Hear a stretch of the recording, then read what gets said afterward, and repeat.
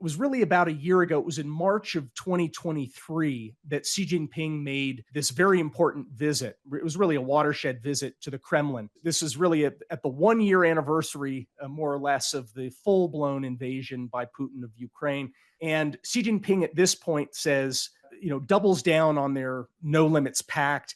Xi Jinping says, you and I are the ones driving the changes that are occurring in the world, the changes that only occur once in a century. And now we know that Chinese material support for the war in Europe skyrocketed beginning in that month. CSIS did an important study of this a couple of months ago, the think tank in Washington, D.C., but also Tony Blinken essentially, in effect, admitted that this is what took place when he visited just a few weeks ago Beijing to say, China is now overwhelmingly the number one supporter of the war in Beijing, has materially affected the outcome of the war. Tony Blinken said that Russia would not have been able to sustain the war the way that it has without Chinese support in particular. So it was really, I think, in March of last year that this became a full-blown proxy war by China, a Chinese proxy war against the West. And now they're repeating that playbook in the Middle East, hosting terrorist organizations like Hamas.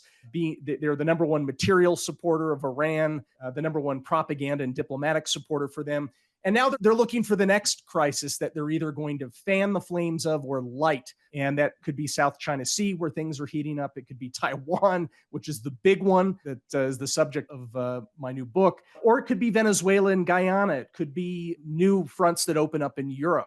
So deterrence is really more the same, Bill, I would say, than it is different. It means that we've got to show that we have hard power above all that could effectively win in a fight. And our leaders have to stop saying what they would never do.